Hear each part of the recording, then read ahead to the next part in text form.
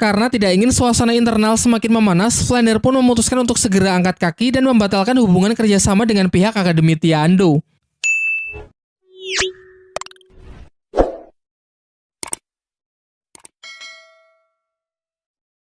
Cerita rombongan Sri Lanka pun dengan penuh kekecewaan berniat pulang ke akademinya. Di perjalanan, Daimube mengusulkan ide untuk mengembangkan Akademi Sri Lanka menjadi jauh lebih besar. Semua murid pun mendukung ide tersebut, termasuk Xingming yang bersedia mengabdikan dirinya. Berjalan sampai ke gerbang kota, Flander secara tidak sengaja melihat sebuah poster yang berisi mengenai Akademi Lanba yang sedang mencari beberapa guru baru. Xingming lalu menjelaskan bahwa Akademi Lanba merupakan akademi kecil di kota Tiando. Uniknya, akademi ini memiliki aturan khusus, yaitu tidak menerima keturunan bangsawan dan hanya menerima rakyat biasa. Singkat cerita, setelah dilakukan pengujian terhadap kelayakan beberapa calon pendaftar guru dari Akademi Sri Lanka, lalu mereka pun diantar ke kantor kepala akademi untuk menyelesaikan urusan administrasi. Sangat mengejutkan karena di sana terdengar suara yang tidak asing bagi Flander dan Master Xiao. Dan benar saja, seorang wanita pemilik Akademi Lanba bernama Liu Erlong yang ternyata adalah kawan lama dari Flander dan Master Xiao di masa mudanya. Dulu mereka tergabung dalam trio segitiga emas, tim yang cukup terkenal di dunia Daoluo pada masanya. Dan uniknya lagi, Liu Erlong merupakan cinta lama dari Master Xiao yang membuat pertemuan mereka terasa sangat canggung. Di dalam, Flander menceritakan semua masalah yang tengah ia hadapi, mengenai rencana untuk meminjam nama Akademi Tiando untuk mengikuti turnamen pertarungan roh, serta penghinaan yang dilakukan oleh kaum bangsawan kerajaan.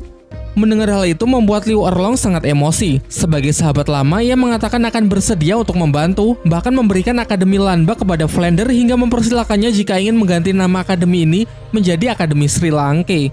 Di waktu makan malam, Master Xiao yang masih merasa tidak nyaman memutuskan untuk pergi keluar ruangan. Di luar, ia menceritakan kepada Tang San mengenai kisah dari masa lalunya. Dahulu ia merupakan bagian dari klan naga tiran petir biru. Namun karena dinilai kurang berbakat dalam kekuatan roh, ia menjadi sangat terkucilkan. Hingga pada akhirnya ia memutuskan untuk pergi meninggalkan klan untuk berkelana di dunia Daoluo dan berharap suatu hari ia bisa kembali untuk membuktikan dirinya. Sayangnya perjalanan itu tak semudah apa yang ia bayangkan, karena dalam usahanya tersebut ia banyak bertemu dengan orang-orang jahat. Beruntung pada suatu momen ia diselamatkan oleh seorang pemuda bernama Flander. Sejak saat itu keduanya mulai menjalin pertemanan dan berjanji akan berkelana bersama di dunia Daoluo.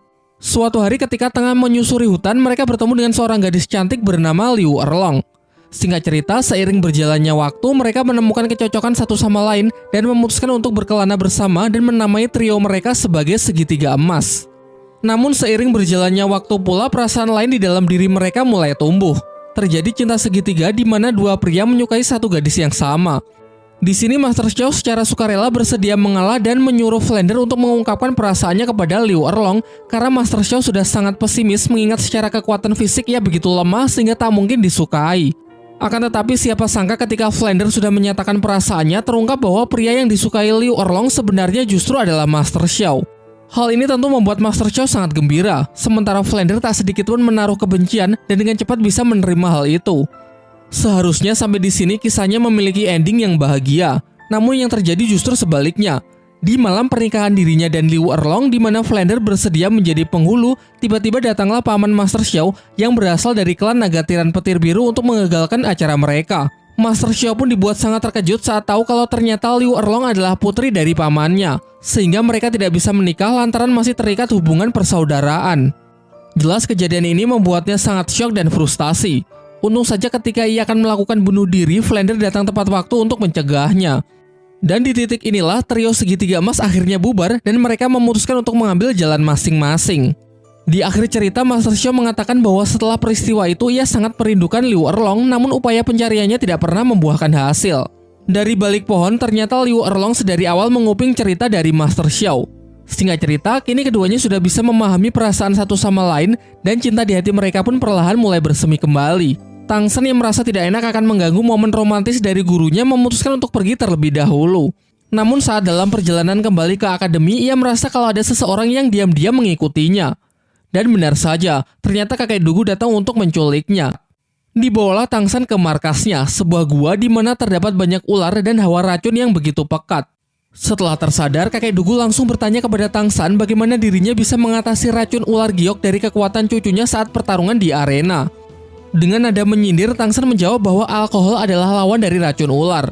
Dengan ketidaktahuannya mengenai hal sepele semacam itu, ia mempertanyakan kelayakan dari kakek Dugu untuk dijuluki sebagai pengguna racun terkuat. Masih melanjutkan ucapannya, Tangsan mengatakan kalau racun milik kakek Dugu hanyalah racun sampah. Hal ini karena racun yang ia gunakan sebagai senjata andalan di waktu yang bersamaan juga meracuni tubuhnya sendiri. Awalnya kakek Dugu menyangkal perkataan Tangsan. Namun setelah Tangsan menyebutkan beberapa keluhan yang memang sering kakek Dugu rasakan selama ini, ia mulai berpikir kalau anak di depannya tidak cuma asal bicara.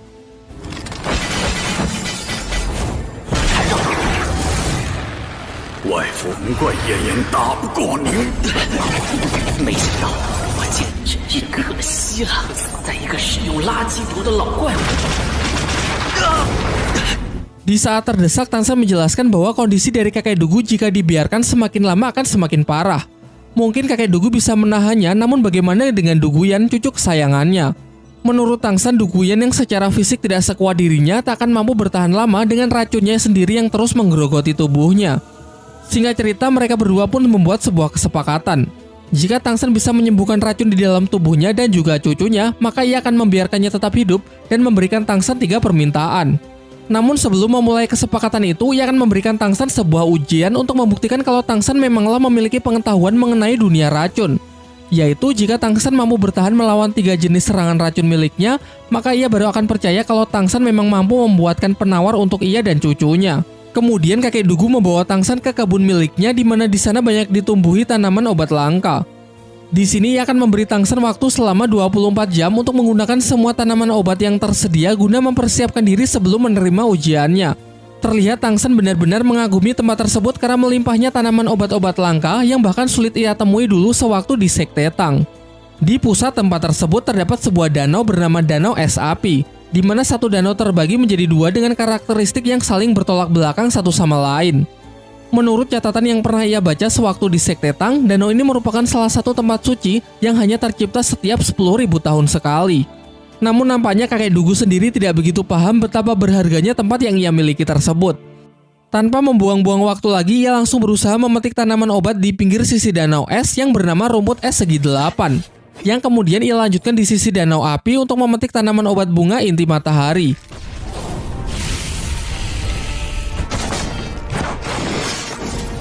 Kemudian ia bergegas memakan keduanya dan segera berkultivasi untuk mengupgrade tubuhnya agar memiliki imunitas tinggi terhadap berbagai macam jenis racun. Di luar perkiraan, ternyata proses tersebut benar-benar sangatlah menyakitkan. Pertama, ia merasakan sensasi terbakar di sekujur tubuhnya, lalu secara tiba-tiba rasa panas berubah drastis menjadi sangat dingin. Sampai-sampai karena tak tahan dengan hal itu, secara tak sengaja dirinya justru terjatuh ke dalam danau. Di sisi lain, Flander, Master Xiao, dan Liu Erlong yang merasa sangat cemas karena Tangsan yang menghilang seharian berupaya untuk mencarinya. Master Xiao menduga kuat kalau orang yang telah menculik Tangsan pasti adalah kakek Dugu, mengingat di pertarungan sebelumnya Tangsan telah berani mempermalukan cucunya. Singkat cerita, dengan mengandalkan penciuman dari Lao Shenpao, roh pelindung mutasi milik Master Xiao, mereka berhasil menemukan kediaman dari kakek Dugu. Baru saja sampai, mereka bertiga sudah mendapatkan sambutan yang mengerikan dari racun ular giok dari kakek Dugu. Tanpa basa-basi, Master Xiao langsung menanyakan di manakah kakek Dugu menyekap Tangsan. Namun si kakek menjawab kalau Tangsan sudah mati. Percaya tidak percaya, mendengar hal itu jelas membuat ketiganya menjadi sangat emosi. Mereka pun bersiap menyatukan kekuatan untuk membalaskan dendam muridnya tersebut. Sebagai tim yang cukup terkenal pada eranya, yang mendapatkan julukan segitiga emas, tentu pihak Master Xiao tak bisa dianggap enteng. Di sini mereka menggunakan teknik roh yang tidak biasa, yaitu dengan menyelaraskan dan menggabungkan ketiga kekuatan roh pelindung menjadi kekuatan baru yang berwujud siluman naga emas.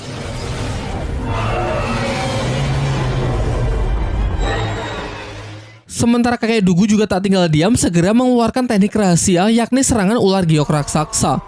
Benturan 2 kekuatan tersebut begitu dahsyat yang dilanjutkan dengan pertarungan di udara.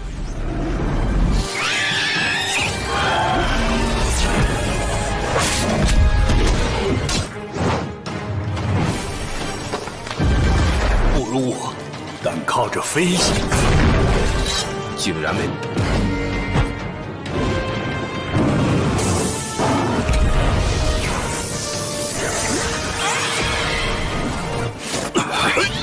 放屁如打的美杜莎女王，莎女王。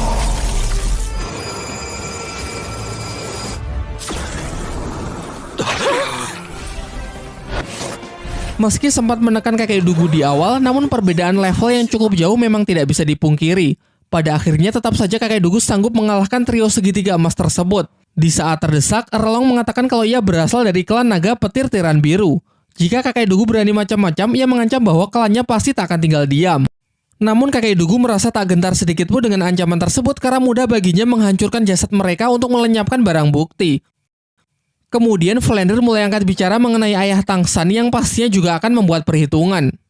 Di tengah ketegangan mereka, akhirnya Tangsan muncul dengan 6 tulang rohnya yang telah mendapatkan upgrade.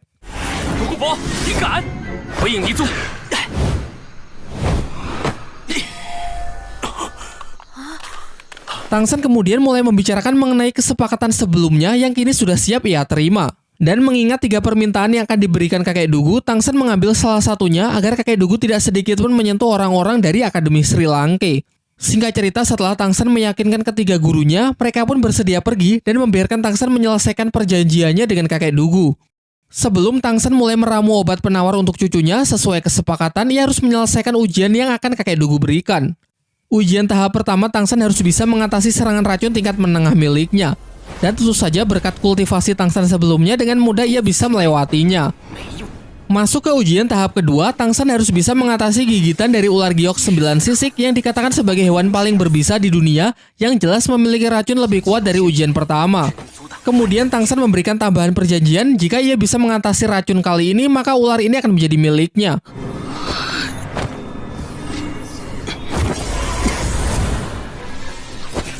Hah? 我答应你，小子，既然知道九节翡翠。 Dan tentu saja ia juga berhasil menyelesaikan ujian tahap kedua. Sebagai ujian terakhir, Tangsan harus bisa mengatasi racun terkuat milik kakek Dugu yang berasal dari salah satu skill cincin rohnya. Ia sempat memperingatkan Tangsan agar menyerah, karena racun yang akan ia lepaskan benar-benar kuat yang bahkan terkadang masih sulit ia kendalikan. Namun hal itu justru menjadi tantangan tersendiri bagi Tangsan. Dalam hati ia mengatakan bahwa sebagai salah satu murid dari Sekte Tang akan sangat mengecewakan jika sampai ia tak bisa mengatasi racun seperti ini. Setelah mengerahkan seluruh tenaganya untuk melawan racun yang masuk ke dalam tubuhnya, akhirnya Tangsan berhasil menyelesaikan ketiga tahap ujian yang diberikan oleh kakek Dugu. Singkat cerita, Tangsan pun diberikan waktu untuk menjelaskan karakteristik serta solusi untuk mengatasi racun di tubuh kakek Dugu dan cucunya. Tangsan mengatakan kalau garis keturunan klan Dugu memang terlahir dengan racun di dalam tubuhnya. Melalui kekuatan roh pelindungnya, mereka bisa mengendalikan racun tersebut untuk digunakan sebagai senjatanya. Namun tanpa disadari, di waktu yang bersamaan racun itu juga meracuni darah di tubuhnya sendiri. Berbeda dengan racun yang dimiliki oleh Tangsan, Tangsan menyimpan racunnya bukan di dalam tubuh, melainkan di tulang roh dan rumput biru peraknya, sehingga racun miliknya tak sedikit pun meracuni darahnya. Jadi alih-alih menampung racun di dalam tubuh, akan jauh lebih baik jika kakek Dugu dan Duguyan mencari tulang roh yang cocok sebagai tempat penyimpanan racunnya. Tetapi sebelum itu, darah mereka yang sudah terlanjur terkontaminasi oleh racun harus disembuhkan terlebih dahulu menggunakan ramuan obat dari Tangsan yang harus mereka minum di setiap malam. Dibutuhkan waktu sekitar setengah tahun untuk memastikan darah mereka benar-benar bersih. Oleh karena itu, selama setengah tahun ke depan, Tangsan akan tetap tinggal di sini untuk memberikan obat ramuannya. Kakek Dugu yang masih belum sepenuhnya percaya dengan Tangsan menaruh sebagian inti dari kekuatan rohnya di dalam tubuh Tangsan untuk menjamin agar Tangsan tidak macam-macam. Dengan ini, jika kakek Dugu mati, maka Tangsan otomatis juga akan mati. Setelah keduanya sepakat, hari demi hari Tangsan habiskan di tempat ini. Namun sebenarnya sebagian besar waktu ia habiskan untuk berlatih, berkultivasi, serta bereksperimen dengan tanaman obat yang melimpah. Sementara itu, teman-temannya yang lain juga sedang mendapatkan latihannya masing-masing, seperti Mang Hojun yang sangat cocok berlatih di tempat bersuhu ekstrim untuk melatih kekuatan apinya. Begitu pula dengan para murid Akademi Sri Lanka yang lain, tempat dan jenis latihannya juga disesuaikan dengan tipe kekuatan agar mendapatkan hasil latihan yang optimal. Singkat cerita, setengah tahun pun telah berlalu. Tidak cuma membuat ramuan obat untuk kakek Dugu, Tangsan juga menyempatkan dirinya untuk membuat senjata rahasia. Diperlihatkan kali ini ia membuat 3 peluru jarum yang memiliki efek racun paling mematikan. Ia menjelaskan bahwa seorang master roh bergelar Daulu sekalipun belum tentu bisa menahannya. Setengah tahun yang mereka jalani bersama membuat keduanya juga semakin akrab. Kakek Dugu lalu meminta inti kekuatan roh yang dulu pernah ia tanam di dalam tubuh Tangsan karena merasa bahwa sekarang Tangsan benar-benar sudah bisa dipercaya. Selanjutnya ia akan membawa Duguyan agar Tangsan juga menyembuhkan racun di dalam tubuh cucunya tersebut. Ketika mereka tengah mengobrol bersama, kakek Dugu memberikan Tangsan sebuah benda pusaka sebagai hadiah. Benda itu bernama kantong ajaib yang bisa digunakan untuk menyimpan barang-barang secara praktis. bahkan juga bisa digunakan untuk menyimpan makhluk hidup. Tang San kemudian juga memberinya hadiah, yaitu salah satu dari senjata rahasianya berbentuk 2 bola besi yang cara penggunaannya cukup sederhana. Ketika bola-bola tersebut dilempar dan bertabrakan, maka akan langsung melepaskan sejumlah gas beracun. Efeknya hanya dengan sekali hirup bisa membuat seseorang tak sadarkan diri selama 10 hari. Dan jika terhirup oleh Master Roh yang sangat kuat sekalipun, setidaknya bisa memberikan efek mengacaukan sistem syaraf sehingga bisa membuat lambat saat bergerak. Bahkan jika gas beracun masih belum cukup, selanjutnya bola itu akan menembakkan ratusan jarum tulang yang sangat kuat dan beracun. Setelah itu, kakek Dugu menyuruh Tang San segera kembali ke akademi mengingat turnamen terbesar di dunia Daulo sudah semakin dekat. Sebelum pergi, Tang San ingin mengambil 3 permintaan yang dulu pernah kakek Dugu janjikan. Permintaan pertama sudah diambil dengan menyuruh kakek Dugu untuk tidak menyakiti orang-orang dari Sri Lanka. Permintaan kedua, Tang San meminta beberapa tanaman obat langka yang dimiliki oleh kakek Dugu. Meskipun sebenarnya Tang San berniat mengambil semuanya. Sementara untuk permintaan ketiga, ia meminta agar kakek Dugu bersedia menjadi penasihat Akademi Sri Lanka. Singkat cerita, kakek Dugu pun sepakat lalu bergegas mengantar Tang San kembali ke akademi. Sesampainya di akademi, semuanya dibuat sangat terkejut lantaran melihat Tang San yang sudah begitu akrab dengan kakek Dugu, orang yang dulu sempat ingin membunuhnya. Tidak hanya itu, karena bahkan sekarang ia bersedia untuk menjadi bagian dari Akademi Sri Lanka dengan bersedia menjadi penasihat dari Akademi Sri Lanka itu sendiri. Kemudian Master Xiao memberitahukan kepada Tang San bahwa teman-teman yang lain selama setengah tahun ini sudah berkembang pesat, khususnya Dai Mubai yang sudah mencapai level 40 sehingga akan segera berburu siluman roh untuk cincin keempatnya. Dalam perjalanan, Tang San menceritakan semua yang ia alami selama bersama kakek Dugu, termasuk dirinya yang kini sudah mencapai level 37. Ia menegaskan sebenarnya ia sudah merasakan peningkatan level ketika salah seorang guru senior Akademi Tiando menekannya. Levelnya kembali meningkat pesat lantaran ia berhasil menemukan tempat yang cocok untuk berkultivasi, yaitu di kebun tanaman langka milik kakek Dugu.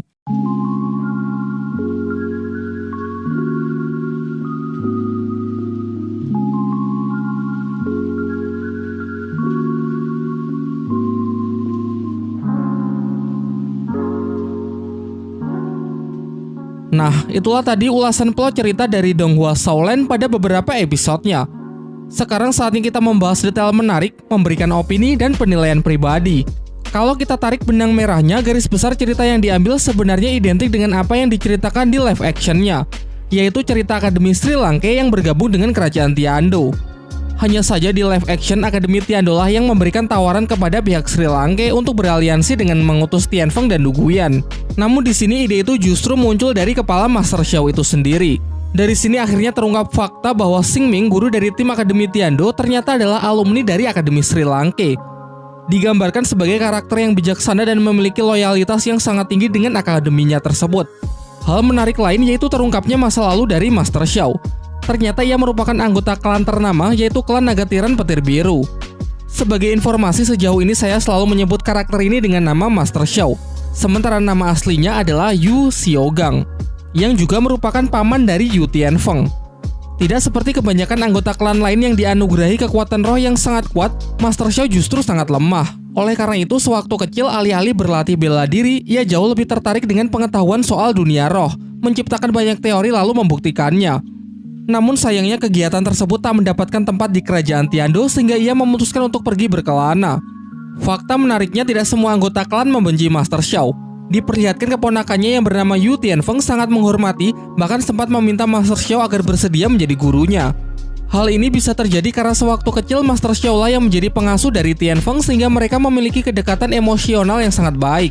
Berikutnya kita bahas mengenai tim segitiga emas.